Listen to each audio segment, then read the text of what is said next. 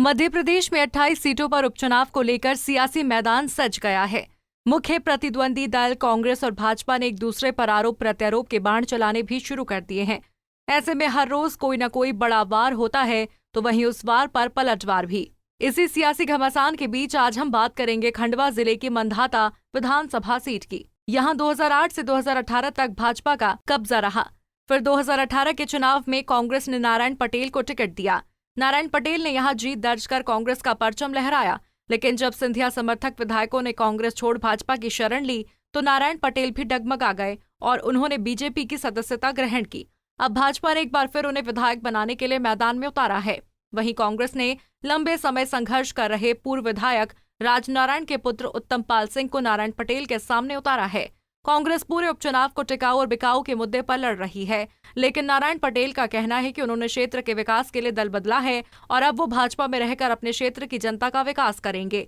पटेल का आरोप है कि कांग्रेस की 15 महीने की सरकार ने विकास का कोई काम नहीं किया। पटेल ने अपने सामने खड़े कांग्रेस के उम्मीदवार पर भी जमकर निशाना साधा। मैंने कहा मानधाता में जो विकास की गति चल रही थी वो 15 महीने में थम गई थी, वो गति मिलेगी। कांग्रेस कहती है टिकाऊ वर्सेस बिकाऊ, तो आप क्या बिकाऊ हैं? देखिए, मेरा चरित्र प्रमाण पत्र जनता के हाथ में है और 3 तारीख को जनता निर्णय करेगी। 10 तारीख को प्रमाण पत्र आएगा। दूध का दूध, पानी के पानी हो जाएगा। आप उनसे सवाल करिए ना कि आपने 15 महीने में क्या किया।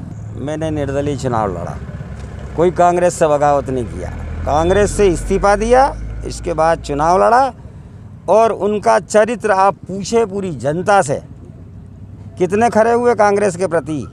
चाहे लोकसभा चुनाव देख लो, चाहे विधानसभा चुनाव देखो, पूरा उनका चरित्र और इतिहास अब जनता को मालूम। मैं कुछ नहीं बता देता कि कितने वो खरे हुए कांग्रेस के प्रति और आज शुद्ध कांग्रेसी बन गए हैं। कितने मतों से जीतने की उम्मीद है? जनता से पूछिए। अब मिलाते हैं मंधाता विधानसभा सीट से कांग्रेस के उम्मीदवार उत्तम पाल सिंह पुरनी से। NSUI में अच्छा काम करने पर उन्हें युवा कांग्रेस का सक्रिय सदस्य बना दिया गया। उनकी राजनीति में सक्रिय रहने की वजह से ही उन्हें युवक कांग्रेस कोटे से कांग्रेस का टिकट मिला। उत्तम पाल का कहना है उन्होंने युवाओं के लिए बहुत काम किया है। उन्हें रोजगार दिलाने के लिए कई आंदोलन और लड़ाइयां लड़ी हैं और उन्हें इसी बात के चलते जनता वोट करेगी। जो लोग हैं, जिन लोगों ने जनादेश को खंडित किया, वो चुनाव है। ये चुनाव जो है मानधाता के कांग्रेस के कार्यकर्ता का चुनाव है। ये जो चुनाव है मानधाता की जनता का चुनाव है। कांग्रेस को जनादेश दिया था, उसको इनने खंडित किया है। अपने सत्ता में आने के लिए इनने लोगों को खरीद फरोख्त करके और सत्ता में हासिल हुए हैं। किसान जो है वो तकलीफ़ में है। किसान जो इंतज़ार करते ही रह गया और इनने अपनी सत्ता की लालच के लिए इनने कांग्रेस की सरकार गिरा दी। 1 महीने और अगर कमलनाथ जी को मिल जाता तो 2 लाख तक का कर्जा माफ़ हो जाता है। उसके साथ जो है युवाओं का मुद्दा है, बेरोजगारी मुद्दा है।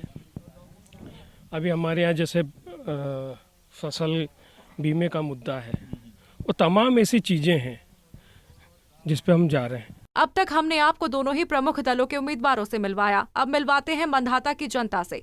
जानते हैं मंधाता की जनता अपने नेताओं के बारे में क्या सोच रखती है। इस बार मंधाता की जनता उन्हें किन मुद्दों को लेकर वोट करेगी। उनके कृषि मंत्री जो कमल जी थे, उनने खुद ने बोला है ना, पटल पे बोला है कि 27 लाख किसानों का कर्जा माफ हुआ है। और अब वो नहीं बोले तो उससे क्या है, प्रमाणित करके उनने पटल पे दिया ना। किसान किस मूड में है? किसान तो इसी मूड में है कि मतलब ये नहीं होना बीजेपी। कभी भी कांग्रेस ही गरीब वर्ग और किसान वर्ग का सहयोग करेगी तो कांग्रेस पार्टी ही करेगी। को लेकर वोट करेंगे।